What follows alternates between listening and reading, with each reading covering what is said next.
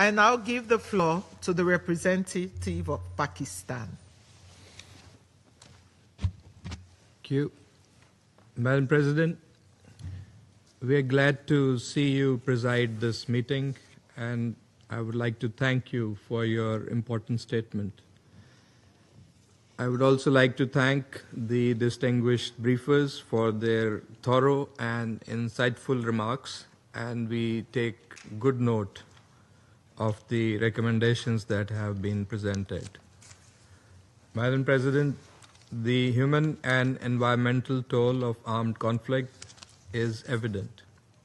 Warfare destroys not only infrastructure and lives, it tears apart the natural systems that sustain societies. The impacts of widespread damage, millions of tons of rubble, explosive remnants of war, contaminated water, degraded soils, deforestation, scorched earth policies and their impacts, and ecosystem destruction linger long after the guns fall silent. Such harm erodes governance, fuels displacement, and deepens humanitarian crises, particularly in regions already under climate stress. We also recognize that beyond armed conflict, the impacts of climate change, particularly sea level rise, pose a serious existential risk to many countries, particularly the small island developing states. Of even greater concern is the deliberate weaponization of shared natural resources. And a textbook example is the unilateral suspension of the Indus Waters Treaty by India earlier this year.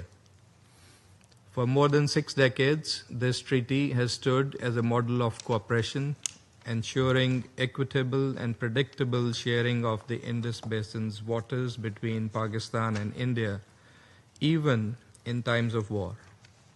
India's unlawful unilateral decision to suspend this framework undermines the letter and spirit of this treaty, threatens ecosystems, disrupts data sharing, and endangers the lives of millions who depend on the Indus River water system for food and energy security for their very survival. Such acts do not just harm one country. They weaken confidence in international water law and set a precedent for resource-based and driven coercion elsewhere.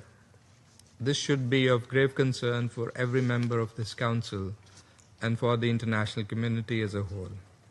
Madam President, Pakistan has consistently maintained that no provision of the Indus Waters Treaty permits unilateral suspension or modification.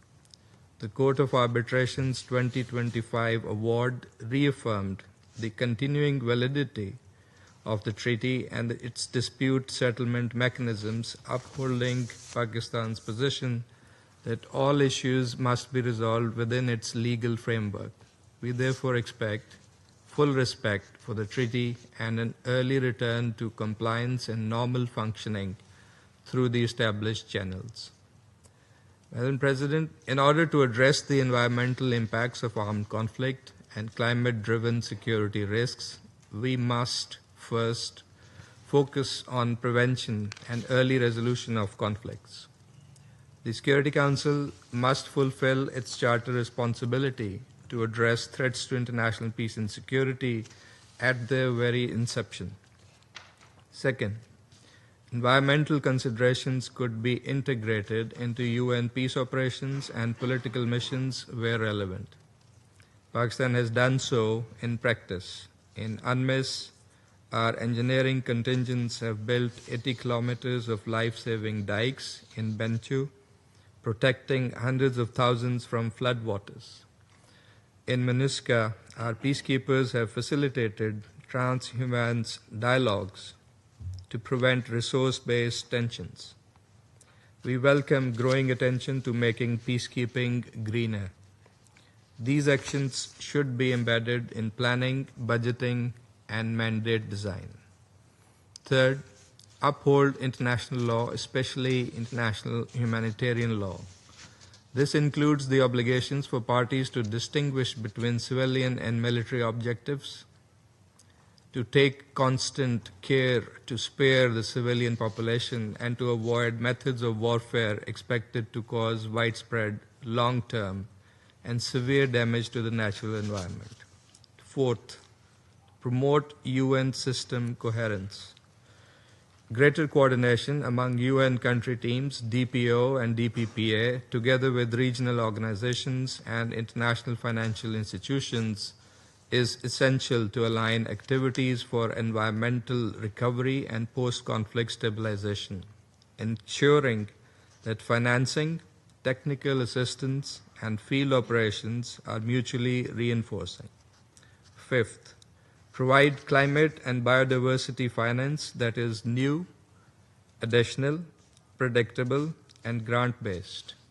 COP30 in Belém offers an opportunity to deliver on this, including by adequately capitalizing the Loss and Damage Fund, scaling up adaptation finance, and agreeing on a clear path toward implementing the new collective quantified goal on climate finance.